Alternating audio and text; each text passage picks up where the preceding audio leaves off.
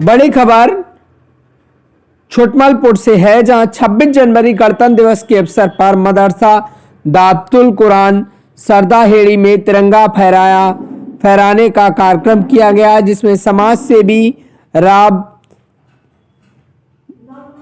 सफदर ने बताया है कि भारतीय संविधान 26 जनवरी 1950 को लागू हुआ था और तब से हम सब इन दिन को गणतंत्र दिवस के रूप में मनाते हैं। और जब हमारा देश 15 अगस्त 1947 को अंग्रेजी हुकूमत से आज़ाद हुआ था तो उस समय भारत के पास अपना कोई संविधान नहीं था।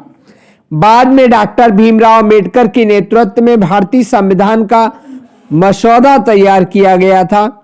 संविधान लागू होने पर शहीदों के बलिदान को याद किया जाता है। मैं सभी देशवासियों को 75वें गणतंत्र दिवस को बधाई देता हूं। इस अवसर पर मौलाना आरिफ नदवी, राव इंतजार राव, नसीम राव, सफिया जाहिद, मुस्तकीम मलिक, कारी दौलत हुसैन, नईम हारून आदि लोग शामिल हुए। ब्यूरो रिपोर्ट छुटमलपुर से अमन के सिपाही।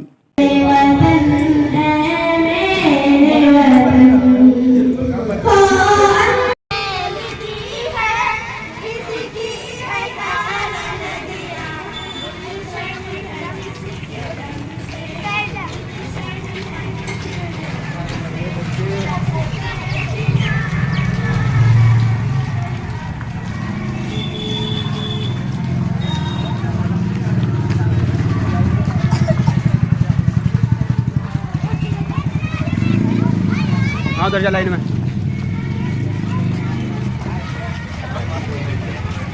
फोटो भेजिए कोई बाबा चले जाकर।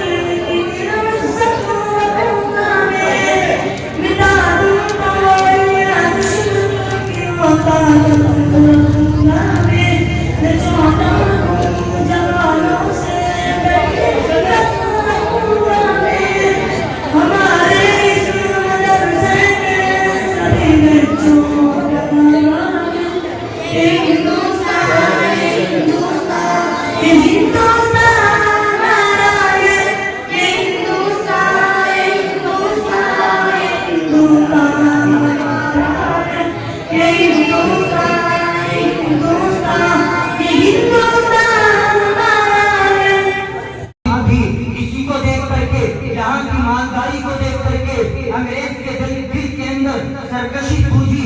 उसने हिंदुस्तान के ऊपर कब्जा करने की कोशिश की और तिजारत की गर्ज से 1601 ईस्वी में जब यहाँ औरंगजेब आलमगीर रहमतुल्लाह अलैह की हुकूमत थी, उस वक्त हिंदुस्तान के बादशाह औरंगजेब आलमगीर रहमतुल्लाह अलैह थे।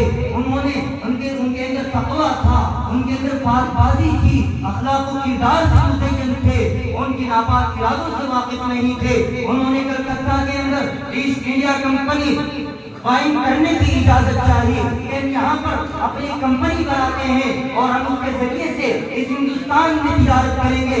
उससे आपको भी फायदा होगा, हमको भी फायदा होगा।